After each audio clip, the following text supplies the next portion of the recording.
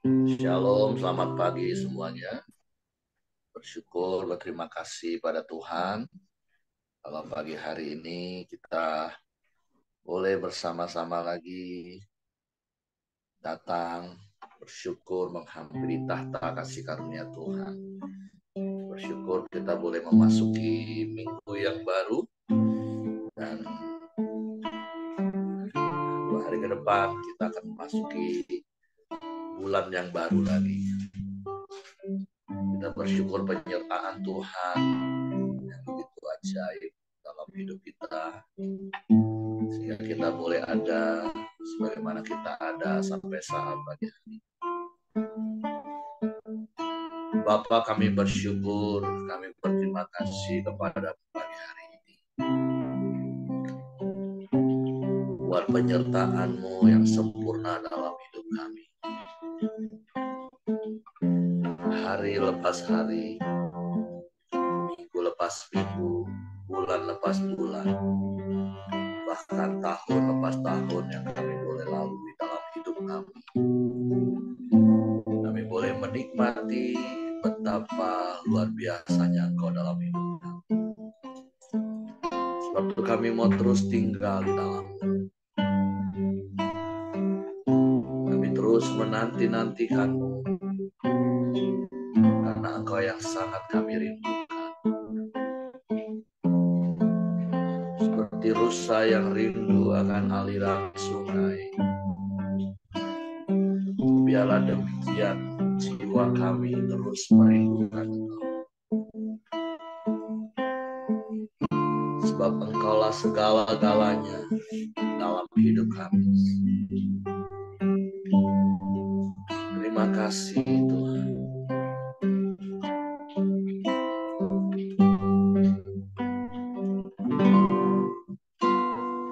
Seperti rusa rindu sungai-Mu, jiwaku rindu Engkau. Kaulah Tuhan hasrat hatiku, ku rindu menyembah-Mu. Seperti rusa rindu, seperti rusa rindu sungai-Mu, jiwaku rindu Engkau. Kaulah Tuhan hasrat hatiku, ku rindu menyembah-Mu. Engkau tenaga dan perisaiku, kepadamu aku bersandar. Kaulah Tuhan hasrat hatiku, ku rindu menyembah-Mu.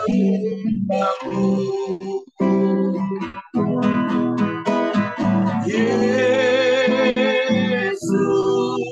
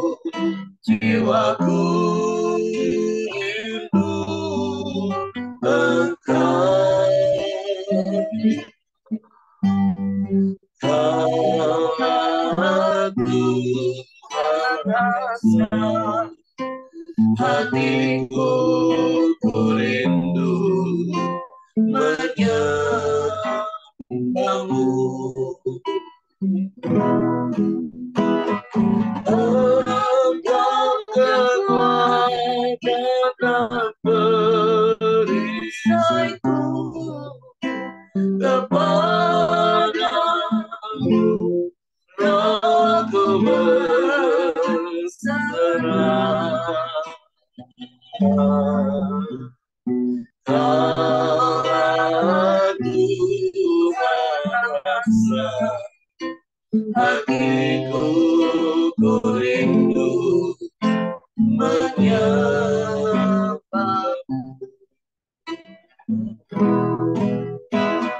Yesus,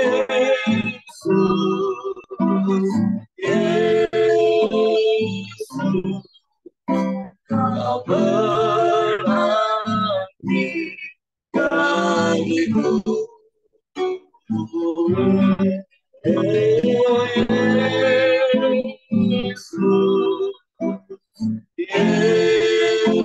Yesus, Kau segalanya bagiku. Yesus, Yesus, Yesus, Yesus,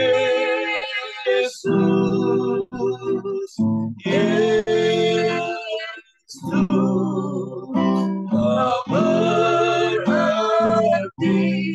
bagiku.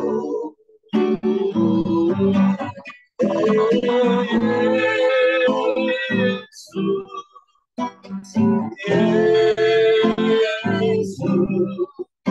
Kau segalanya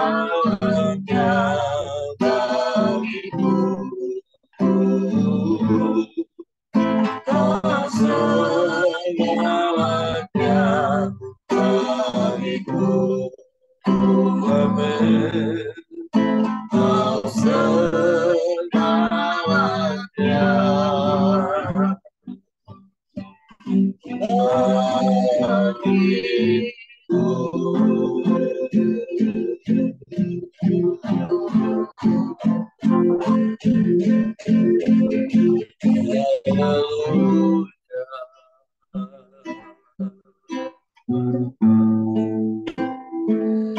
Engkau segalanya bagi kami, Tuhan. Engkau lebih dari segala yang kami harapkan. Engkau yang kami nanti-nantikan. Engkau yang kami percaya di dalam hidup ini. Sebab Engkau Bapa yang setia, yang tak pernah ingkar janji. Engkau Bapa yang selalu ada bersama dengan kami di sepanjang hari-hari kami. Kami bersyukur, kami bersyukur, kami sembah, kami sembah, kami puji, kami muliakan nama-Mu, Yesus Tuhan. Haleluya.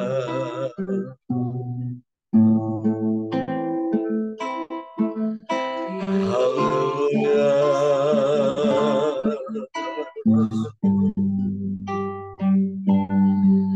Yesus, Kau yang kami rindukan. Engkau yang kami nanti-nantikan.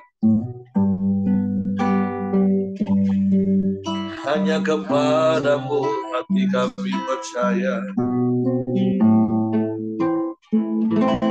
Hanya kepadamu, Yesus.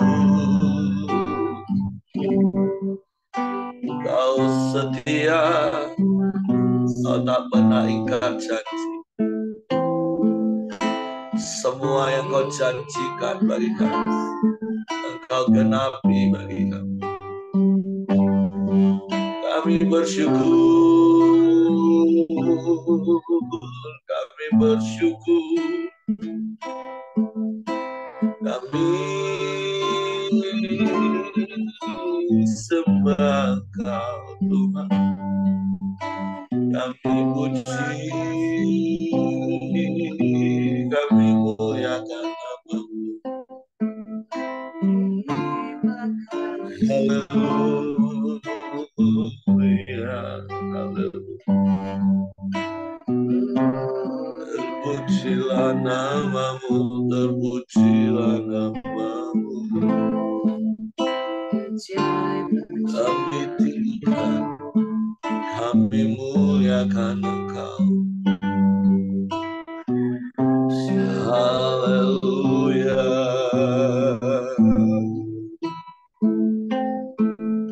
Haleluya.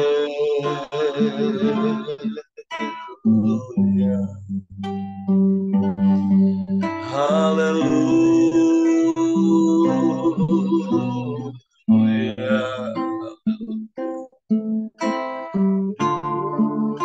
Allah yang dahsyat, Engkau Allah yang hebat.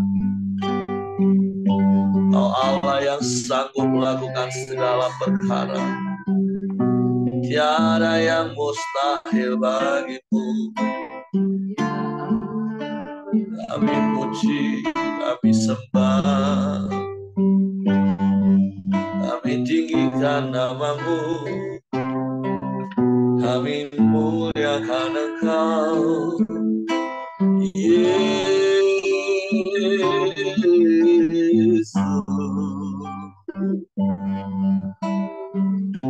Hanya kepadamu hati kami percaya,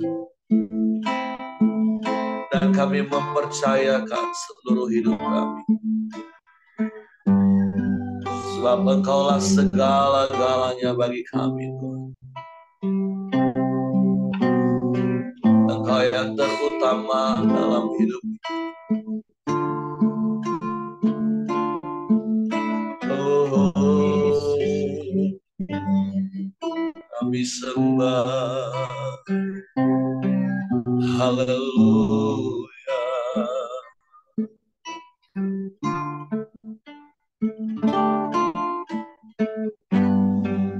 Haleluya.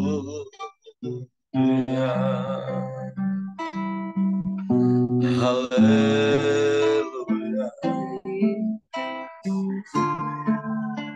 Terpujilah namamu.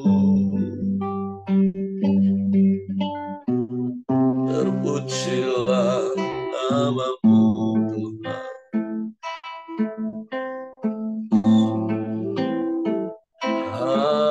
Haleluya.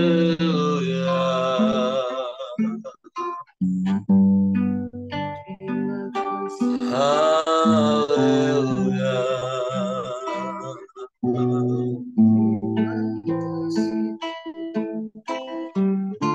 Terpujilah namamu, terpujilah namamu, Yesus. Yesus Tuhan. Hanya Engkau satu-satunya dan tidak ada yang lain. Engkau yang layak dipuji, Engkau yang layak disembah, Engkau yang layak ditinggikan, diagungkan. Selamanya.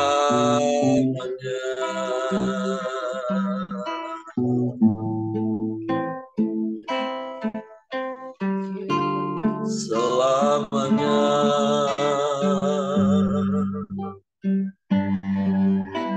Selamanya.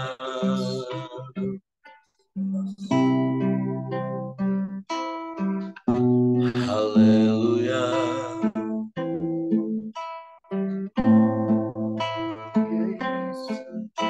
Haleluya. Hanya Engkaulah jawaban di dalam setiap persoalan kami. Engkaulah pertolongan di dalam setiap permasalahan kami. Engkaulah kekuatan saat kami lemah. Engkau pengharapan yang tak pernah mengecewakan. Sebab Engkau Bapa yang setia.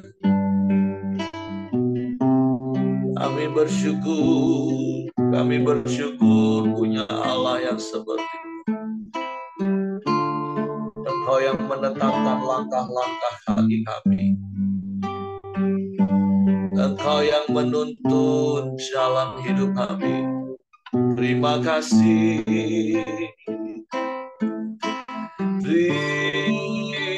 Terima kasih Tuhan. Kami bersyukur. Kami bersyukur. Kami puji, kami sembah. Kami tinggikan nama-Mu. Kami muliakan Engkau.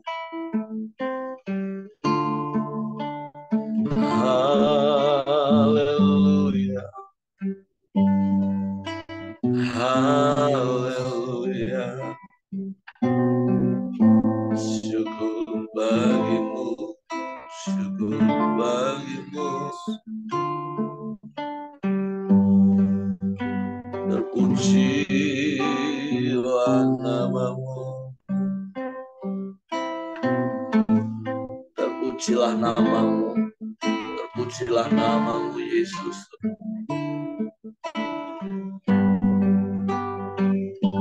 Dimuliakanlah Engkau atas setiap perbuatan ajaib-Mu dalam hidup kami. Sungguh kami kagum akan Engkau. Betapa ajaib dan dahsyatnya Engkau dalam hidup kami.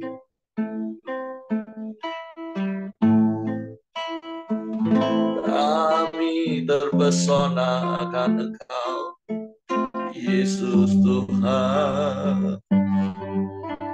Haleluya.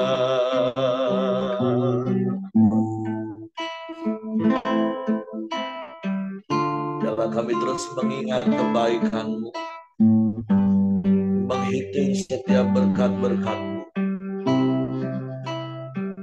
sehingga kami selalu tahu bersyukur kepada-Mu. Yesus Tuhan.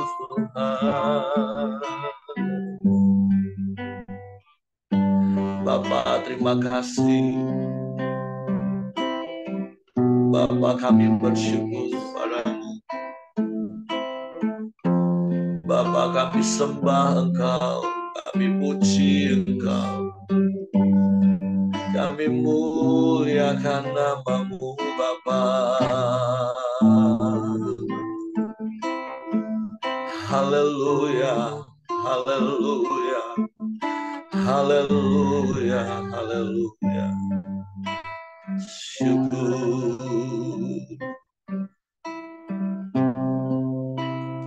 Terima kasih, terima kasih. Terima kasih, terima kasih. Kami bersyukur, kami bersyukur. Terpujilah nama-Mu, terpujilah nama-Mu. Haleluya, haleluya.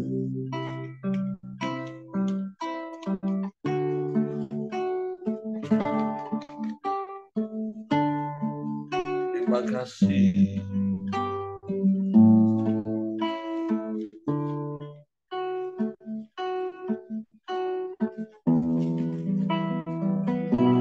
Sebab sungguh besar setia-Mu dalam hidup kami, Tuhan.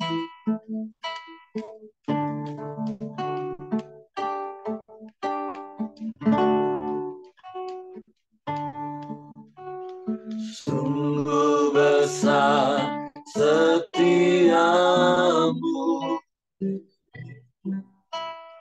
yang nyatakan bagiku. Kau Bapa yang selalu mengerti isi hatiku.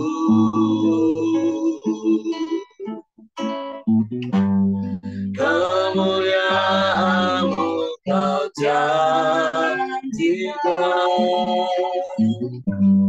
Aku tetap percaya,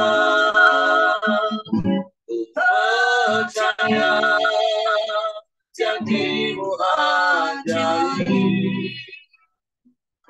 terukir dalam kehidupanku. Ku berserah di dalam kekuatan-Mu.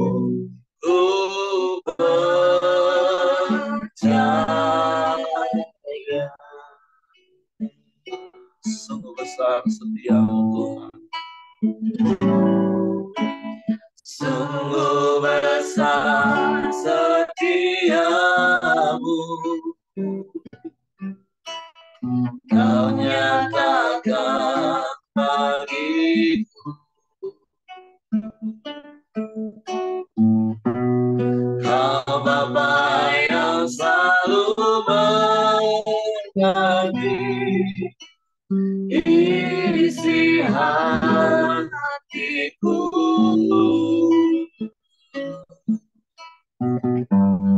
Kemuliaan-Mu Kau janjikan. Aku tetap percaya, ku percaya janji-Mu ajaib terukir dalam kehidupanku. Ku berserah di dalam kekuatan-Mu. Hanya Kau segalanya bagiku.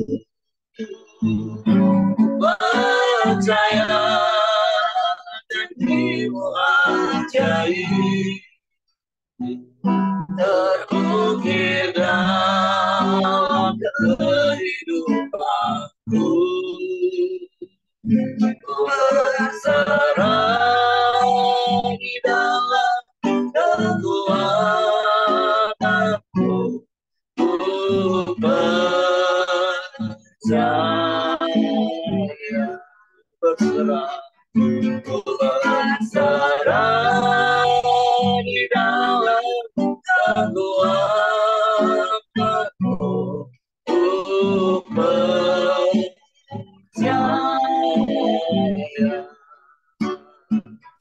Ku berserah di dalam kekuatan-Mu. Ku percaya.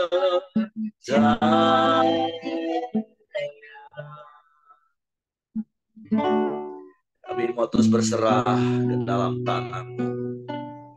Sebab tangan-Mu tangan yang kuat dan yang terancung, menyertai dan menjaga hidup kami.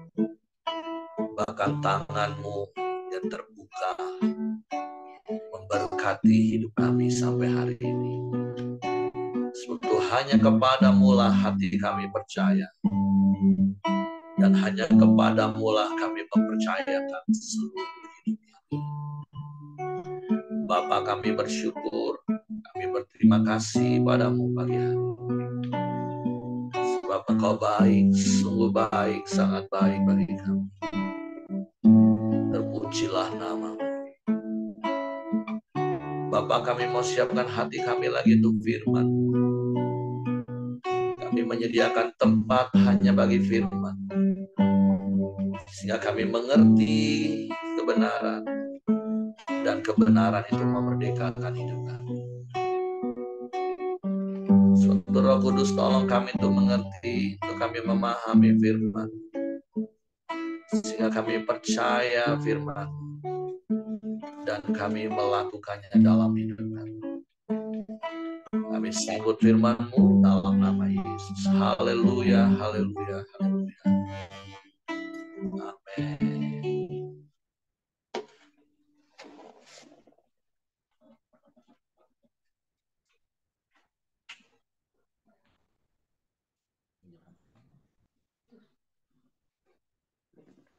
Oke, shalom, selamat pagi Bapak Ibu.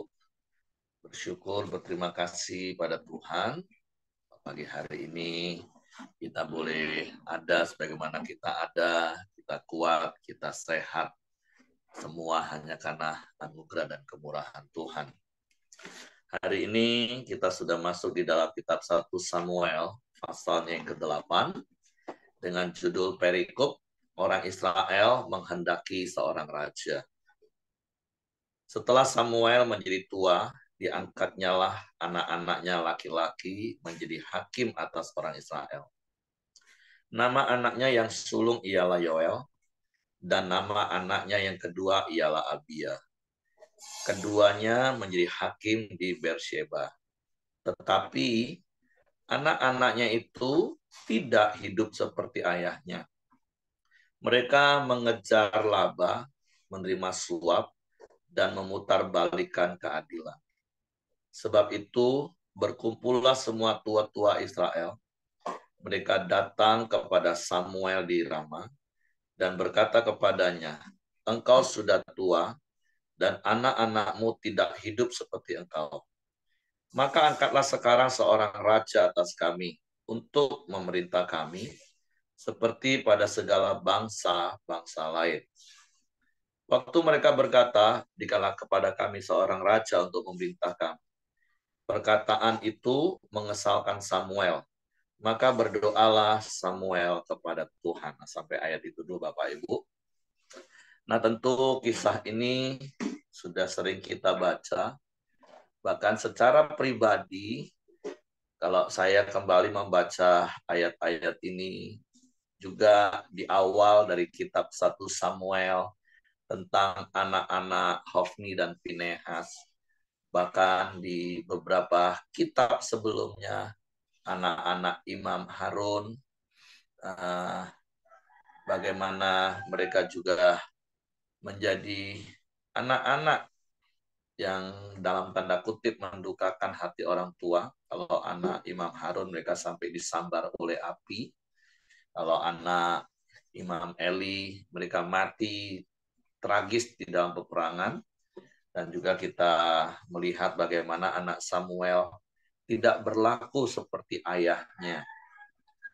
Nah, beberapa kisah inilah yang dulu membuat saya mempunyai prinsip yang saya pikir benar, tapi ketika saya ikut camp pria, ternyata itu salah. Nah, ya makanya semalam ketika saya baca ayat-ayat ini untuk mempersiapkan pagi ini, saya katakan sayang ya, waktu zaman Imam Harun, waktu zaman Imam Eli, waktu zaman Nabi Samuel, belum ada camp pria, sehingga mereka nggak sempat bertobat dalam tanda kutip untuk memperbaiki hubungan dengan anaknya, sehingga anaknya nggak jadi rusak. Karena seperti saya katakan tadi, saya jadi ingat masa lalu saya. Sebelum saya menikah, saya sangat ngerti betul kisah ini, kisah-kisah yang saya sebutkan tadi, dan di depan mata saya memang realitanya ada begitu banyak yang saya lihat, bahkan juga yang saya dengar dari kisah-kisah dari tempat jauh, yang namanya anak pendeta itu nakal, bandel. Nah, sehingga sejak sebelum menikah saya sudah tanamkan di hati saya dan pikiran saya, nanti kalau saya punya anak, saya akan didik anak saya dengan benar. Itu pikiran saya dan saya pikir itu benar. Dan ketika kami dikarunia anak yang pertama, ya saya mempraktekkan apa yang saya pikir benar. Saya didik anak saya dengan keras. Saya pikir dia harus dididik dengan keras supaya dia tahu mana yang benar, mana yang salah. Keras dalam artian main pukul, marah ketika dia melakukan kesalahan. Dan itu di usia dini yang harusnya kita punya kendali 100%. Iya, betul. Tapi apa yang saya pikir benar, ternyata itu belum tentu benar. Itu pembelajaran yang pertama yang saya mau sampaikan pagi hari ini. Karena kembali yang namanya kebenaran itu sebenarnya hanyalah firman Tuhan. Yohanes 17 ayat 17. Kalau mau tahu apakah yang kita lakukan benar atau tidak benar, maka satu-satunya tolak ukur adalah firman Tuhan. Apakah sesuai dengan firman Tuhan? Karena apa yang kita pikir benar itu belum tentu benar. Seperti apa yang saya pikir dulu benar. Sehingga saya didik anak saya dengan keras, bukan tegas. Sehingga akhirnya anak saya yang pertama sangat-sangat kepahitan dengan saya. Nah, tapi ya seperti saya katakan tadi, bersyukur ada camp pria tahun 2006, saya ikut camp pria, saya ngerti kebenaran, khususnya sesi lembut dan tegas. Nah, di situ ada nilai yang saya dapat dan itu yang membuat saya bertobat dan ya bersyukur diberi kesempatan dengan anak yang ketiga bisa mendidik jauh lebih baik. Sempurna belum Bapak Ibu, tapi jauh lebih baik. Dan saya bisa melihat perbedaannya hari-hari ini, bagaimana anak yang nomor 3 sejak masa kecilnya dia sudah bisa setia melayani Tuhan. Sekali lagi, lebih baik bukan berarti sudah sempurna, enggak Bapak Ibu. Nah, ada hubungan yang baik, walaupun bukan berarti nggak ada konflik. Sekali lagi, konflik itu kan perbedaan. Dan saya sudah berkali-kali ajar kepada Bapak Ibu, ketika anak kita sudah di atas 8 tahun, 13, bisa saja timbul konflik antara kita dengan anak. Karena mereka sudah mulai punya pendapat, dan terkadang pendapat mereka itu berbeda dengan kita orang tua. Dan kadang banyak orang tua yang salah mengerti, dipikir anak itu melawan. Belum tentu anak kita melawan kita. Hanya ego kita sebagai orang tua saja yang merasa anak melawan ketika mereka punya pendapat yang berbeda. Makanya yuk jadi orang tua yang rendah hati ketika pendapat kita berbeda dengan anak, ya kita cermati, kita diskusi. Apakah memang pendapat dia salah? Kalau salah ya kita benarkan, kita luruskan. Tapi kalau memang pendapat kita yang kurang benar, ya rendah hati dong ngaku bahwa pendapat anak kita yang jauh lebih benar. Walaupun tentu itu tadi, anak kita merasa kita yang lebih pengalaman. Kita sudah lebih banyak makan asam garam dunia. Sehingga kita seringkali merasa jauh lebih benar. Nah, ini sikap-sikap seperti ini yang harus terus kita koreksi dalam hidup kita. Karena seperti beberapa hari yang lalu, kami ngobrol dengan anak yang pertama, lihat video call, karena hampir setiap hari kami bisa ketemu ngobrol. Sampai dia ngomong, iya Papa sih nggak paham dunia luar. Iya ya. Saya pikir betul juga, karena kayaknya dari kecil dunia saya cuma di dunia pelayanan, dunia rohani, nggak pernah berkecimpung secara langsung di dunia luar itu seperti apa. Ya, tapi ya itu tadi, mari bangun hubungan dengan kerendahan hati, bukan dengan ego, apalagi arogansi sebagai orang tua. Nah, tapi kalau kembali kepada kisah ini, ya berkali-kali saya katakan, Alkitab yang kita percaya adalah firman Tuhan itu kitab yang paling jujur. Samuel menulis kisah ini dan dia belajar terbuka bahwa memang anak-anaknya nggak seperti dia. Dan tentu kalau nanti kita baca atau di pasal-pasal sebelumnya ya, sudah kita baca. Kenapa sih sampai anak-anak Samuel, anak Imam Eli, anak Imam Harun, kenapa sampai jadi seperti itu? Dari camp pria saya juga tahu. Karena ketiadaan bapak, fatherlessness. Bapaknya sibuk pelayanan. Kalau yang bekerja di dunia sekuler, bapaknya sibuk kerja cari uang. Ketemu dengan anak itu cuma kalau lagi marah. Ketemu dengan anak cuma kalau lagi marah. Selebihnya sibuk kerja, sibuk pelayanan. Dan saya sadar betul, saya juga dulu pelaku seperti itu. Sibuk pelayanan. Makanya berkali-kali kalau di campus saya katakan, saya ini dulu dicap papa pending. Setiap kali janji dengan anak, dengan entengnya saya bisa batalkan. Hanya gara-gara, bukan hanya gara-gara ya, dengan alasan pelayanan jemaat. Kadang kita juga orang tua yang sibuk kerja kan bisa membatalkan dengan entengnya janji dengan anak dengan alasan pekerjaan. Wah, mereka harus ngerti, ini lebih penting, ini pelayanan, ini pekerjaan. Toh, saya lakukan semua ini juga untuk mereka. Dan anak-anak kan selalu ngomong, iya, kami nggak butuh uangmu, kami ini butuh perhatianmu. Nah, jadi kenapa anak Samuel bisa seperti itu? Kenapa anak Imam Eli bisa seperti itu? Kenapa anak Imam Harun seperti itu? Itulah ketiadaan Bapak. Ada nggak ada Bapak, nggak ada bedanya di rumah. Karena Bapaknya nggak berfungsi. Terus dengan alasan itu tadi, kalau kita baca di fase sebelumnya, kalau nggak salah, Samuel itu keliling terus pelayanan, ngurusin jemaat umat Israel. Sampai lupa ngurus keluarga. Makanya bersyukur, sekarang kan kami ngerti kebenaran bahwa prioritas hidup itu kan ada 4, urut-urutannya nggak boleh diacak-acak, tapi keempat-empatnya harus ada dalam hidup. Nggak boleh nggak ada, empat-empatnya harus ada, tapi nggak boleh diacak urutannya.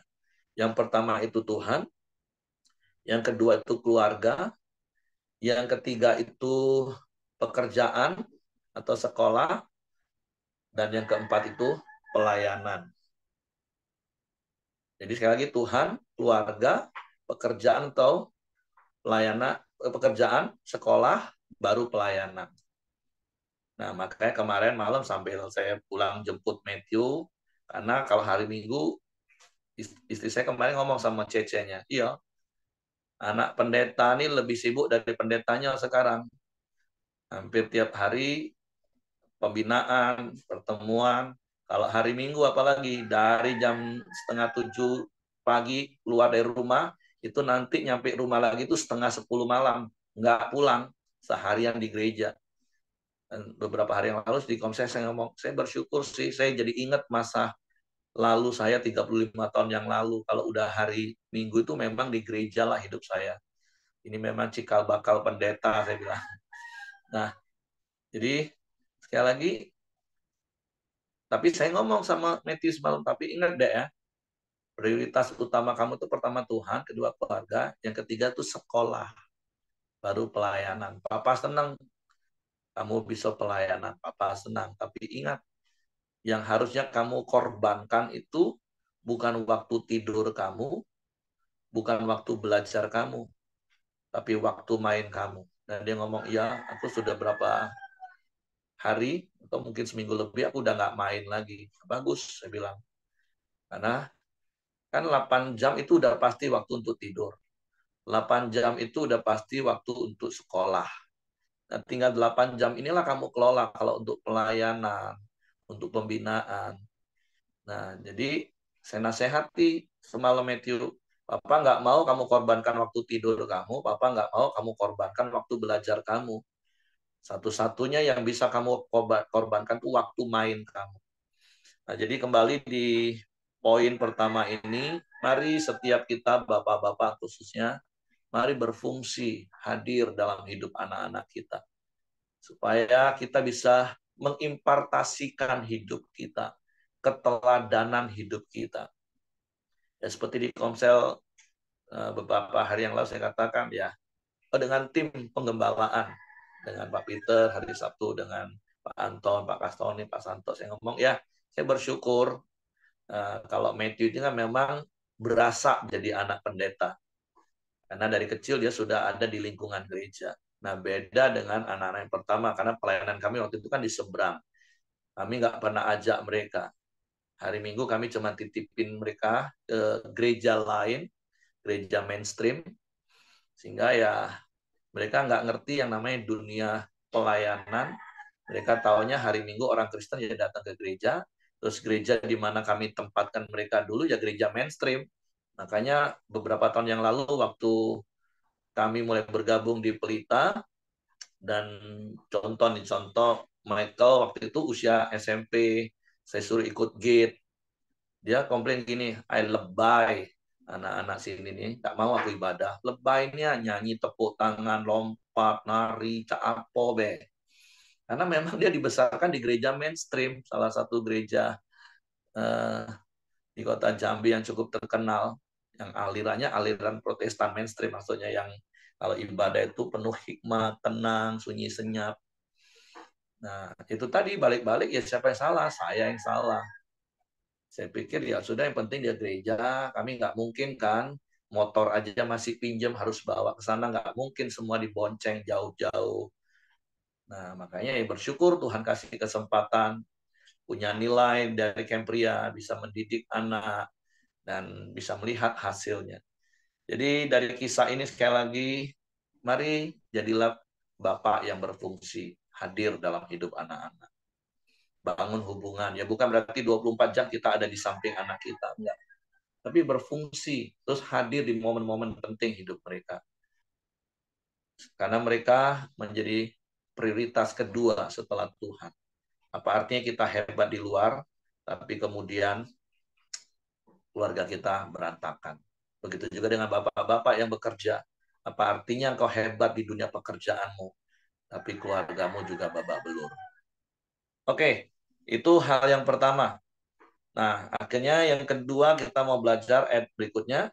Ketika akhirnya Samuel agak ganjel dengar keluhan, rasa kecewa, tuntutan dari bangsa Israel minta raja, dia berdoa kepada Tuhan, dan Tuhan ngomong kepada Samuel gini, ayat 7. Tuhan berfirman kepada Samuel, dengarkanlah perkataan bangsa itu dalam segala hal yang dikatakan mereka kepadamu, sebab bukan engkau yang mereka tolak, tetapi aku yang mereka tolak, supaya jangan aku menjadi raja. Tepat seperti yang dilakukan mereka kepadaku sejak hari aku menuntun mereka keluar dari Mesir, sampai hari ini, yakni meninggalkan daku dan beribadah kepada Allah lain, demikianlah juga dilakukan mereka kepadamu. Oleh sebab itu, dengarkanlah permintaan mereka, hanya peringatkanlah mereka dengan sungguh-sungguh dan beritahukanlah kepada mereka apa yang menjadi hak raja yang akan memerintah mereka. Dan Samuel menyampaikan segala firman Tuhan kepada bangsa itu yang meminta seorang raja kepadanya. Katanya, inilah yang menjadi hak raja yang akan memerintah kamu itu. Anak-anakmu laki-laki akan diambilnya dan dipekerjakannya pada keretanya dan pada kudanya, dan mereka akan berlari depan keretanya. Ia akan menjadikan mereka kepala pasukan 1.000 dan kepala pasukan 50. Mereka akan membajak ladangnya dan mengerjakan penuaian baginya. Senjata-senjatanya dan perkakas keretanya akan dibuat mereka. Anak-anakmu perempuan akan diambil sebagai juru campur rempah-rempah, juru masak, dan juru makanan. Selanjutnya dari ladangmu, kebun anggurmu, kebun zaitunmu akan diambil yang paling baik dan akan diberikannya kepada pegawai-pegawainya. Dari gandummu dan hasil kebun anggurmu akan diambilnya 1/10 dan akan diberikannya kepada pegawai-pegawai istananya dan kepada pegawai-pegawai yang lain. Budak-budakmu laki-laki dan budak-budakmu perempuan, ternakmu yang terbaik dan keledai-keledaimu akan diambilnya dan dipakai untuk pekerjaannya. Dari kambing dombamu akan diambilnya 1/10 dan kamu sendiri akan menjadi budaknya. Pada waktu itu kamu akan berteriak karena raja yang kamu pilih itu. Tapi Tuhan tidak akan menjawab kamu pada waktu itu. Tetapi bangsa itu menolak mendengarkan perkataan Samuel dan mereka berkata, tidak, harus ada raja atas kami. Maka kami pun akan sama seperti segala bangsa-bangsa lain. Raja kami akan menghakimi kami dan memimpin kami dalam perang. Samuel mendengar segala perkataan bangsa itu dan menyampaikan kepada Tuhan. Tuhan berfirman kepada Samuel, dengarkanlah permintaan mereka dan angkatlah seorang raja bagi mereka. Kemudian berkatalah Samuel kepada orang-orang Israel itu, pergilah masing-masing ke kotanya. Pembelajaran kedua yang saya dapat dari kisah ini, mari kita belajar menguasai hati dan pikiran kita ketika rasa kecewa itu menghantui pikiran kita. Karena ketika kita tidak bisa menguasai hati dan pikiran kita, kita dikuasai oleh rasa kecewa, maka itu bisa membutakan mata rohani kita, itu bisa membutakan pikiran kita, sehingga kita nggak peduli lagi, dan kita pokoknya akan ngotot hanya apa yang kita mau. Ini kan kisahnya bangsa Israel waktu itu kecewa karena anak-anak Samuel nggak berlaku seperti Samuel. Dan kemudian mereka menuntut minta raja. Dan Tuhan ngomong, kasih. Karena sebenarnya bukan engkau Samuel yang ditolak, tapi aku yang ditolak, kata Tuhan. Tapi Tuhan ngomong, tolong Samuel sampaikan kepada bangsa Israel, kalau mau punya raja, ya ini haknya raja. Bla bla bla bla tadi disampaikan. Dan Tuhan pesan, sampaikan sungguh-sungguh nih, supaya mereka ngerti kalau punya raja, ya mereka akan mengalami keadaan yang sebenarnya jauh lebih buruk dibanding kalau Tuhan sendiri yang jadi raja. Ketika Tuhan yang menjadi raja, Tuhan nggak menuntut apapun dari mereka. Tapi Tuhan menyatakan kasih dan kuasanya. Tapi kalau kau punya seorang raja secara manusia, maka ada banyak hal yang menjadi hak raja yang harus kalian penuhi. Nah, tapi sekali lagi saya katakan, ketika orang dipenuhi dengan rasa kecewa, orang udah nggak peduli. Pokoknya apa yang aku mau itulah. Nah, itu bahaya Bapak Ibu. Baru udah diingatin sungguh-sungguh, keadaan kalian nggak akan jadi lebih baik. Karena sekali lagi seperti saya katakan tadi, kalau Tuhan yang jadi raja kita, Tuhan nggak menuntut apapun dari hidup kita. Selain kita menyenangkan hati Tuhan. Tuhan akan memberikan segala yang terbaik. Tapi kalau punya raja, maka raja punya hak untuk mengeksploitasi, memperbudak hidupmu. Tapi itu tadi, karena dikuasai rasa kecewa, mereka tetap udah nggak masalah Samuel. Pokoknya buat bikin kami punya raja. Jadi pembelajaran pertama, hati-hati kalau hati kita sudah mulai dikuasai oleh rasa kecewa. Kita akan ngawur, kita akan bertindak sembarangan. Kita nggak akan lagi peduli, karena hanya rasa kecewa itulah.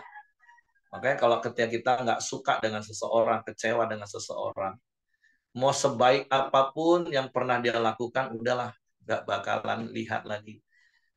Kita hanya fokus dengan rasa kecewa kita. Dan kalau Bapak Ibu pernah ingat kisah tentang Yohanes Pembaptis, ketika dia juga mulai dikuasai rasa kecewa, dia mulai kirim muridnya datang kepada Yesus. Waktu itu dia di penjara.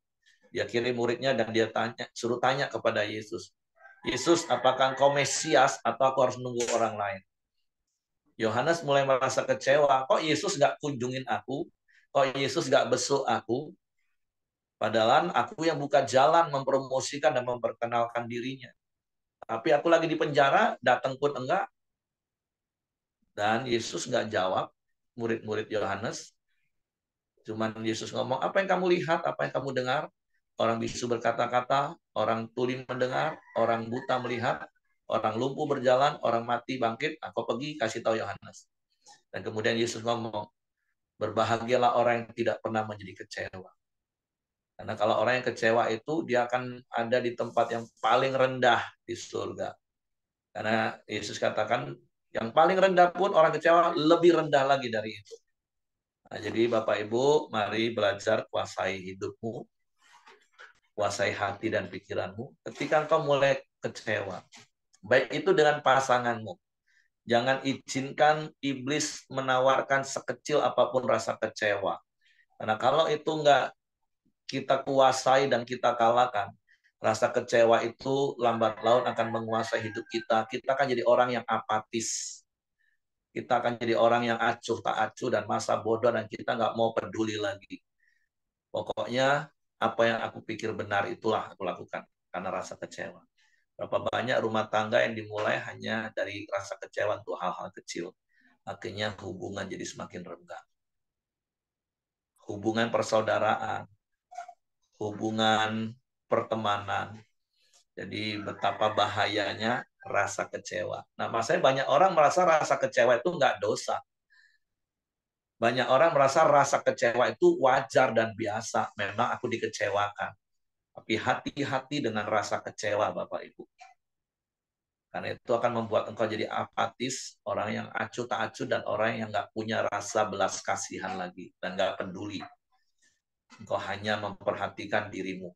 Karena orang yang kecewa itu akan jadi orang yang paling sayang diri. Serasa dialah yang paling susah, serasa dialah yang paling menderita, serasa dialah yang nggak dipedulikan. Pokoknya fokusnya akan jadi dirinya, self-centris. Jadi hati-hati dengan rasa kecewa, Bapak Ibu. Oke, itu saja yang ingin sampaikan.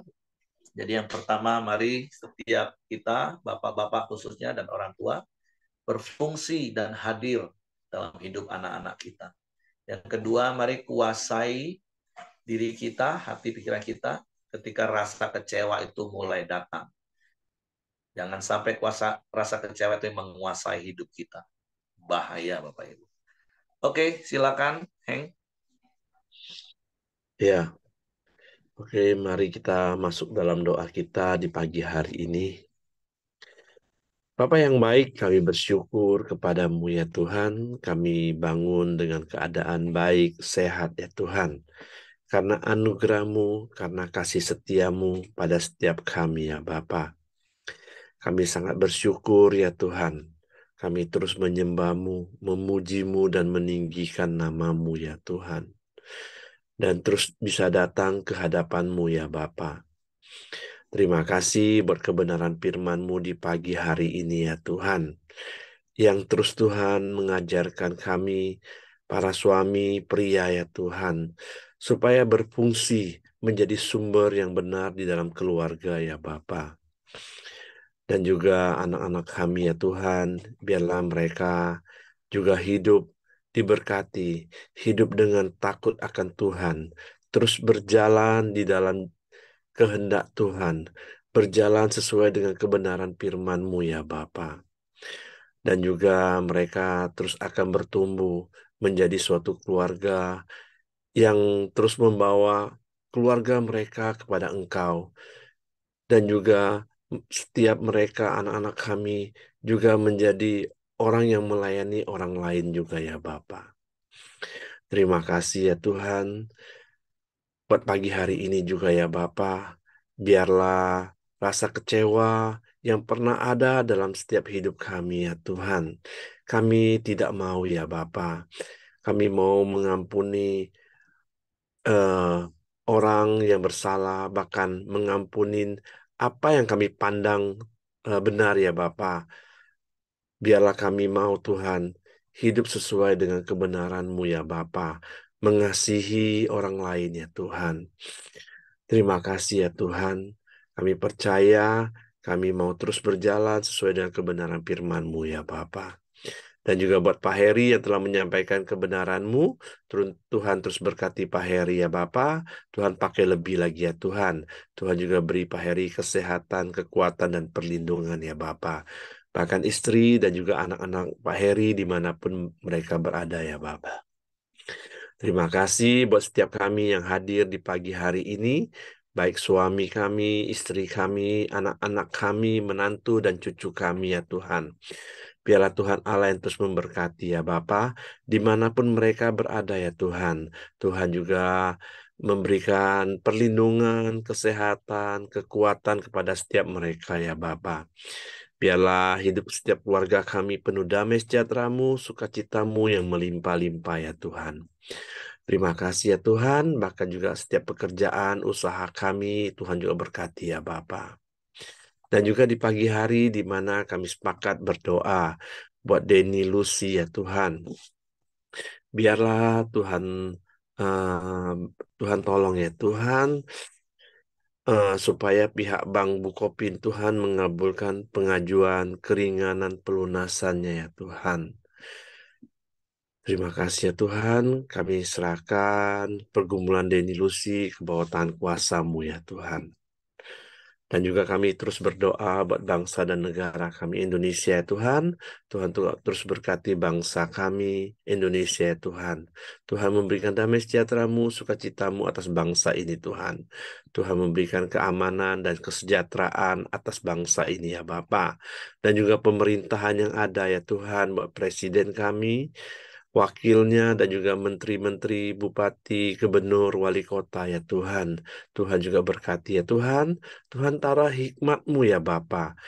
Dan juga roh takut akan Tuhan juga ada dalam hidup setiap mereka. Biarlah setiap pemerintahan kami yang ada ini ya Tuhan terus bekerja sama membangun Indonesia ini ya Tuhan. Supaya hari demi hari lebih baik ya Bapa. Terima kasih ya Tuhan, kami serahkan pemerintahan kami dan juga bangsa kami Indonesia ini ke bawah tangan kuasa-Mu ya Bapa. Mari kita masuk dalam doa Bapa kami. Bapa kami yang di sorga, dikuduskanlah namamu, datanglah kerajaan-Mu. Jadilah kehendak-Mu di bumi seperti di surga. Berikanlah kami pada hari ini makanan kami yang secukupnya, dan ampuni kami akan kesalahan kami, seperti kami juga mengampuni orang yang bersalah kepada kami. Dan janganlah membawa kami ke dalam pencobaan, tetapi lepaskanlah kami daripada yang jahat, karena Engkau yang punya kerajaan dan kuasa dan kemuliaan sampai selama-lamanya. Pak Heri silakan tutup dalam doa. Bapak terima kasih buat firman-Mu hari ini. Dan terima kasih buat hari baru yang kau jadikan bagi kami. Biarlah penyertaan tangan-Mu kami nikmati sepanjang hari ini. Tutup bungkuskan kuasa darah Yesus, malaikat-malaikat tempat tinggal kami, menyertai keluar masuk kami dalam seluruh aktivitas kami, supaya Engkau dipermuliakan. Terpujilah nama-Mu, kiranya kasih karunia Bapa, damai sejahtera dari Yesus Kristus, serta pimpinan persekutuan Roh Kudus, menyertai kita sekarang mulai hari ini sampai Maranatha, ya Yesus datang kali yang kedua, di dalam berkat nama Tuhan Yesus Kristus. Haleluya. Amin. Oke, semangat pagi, selamat beraktivitas. Tuhan memberkati.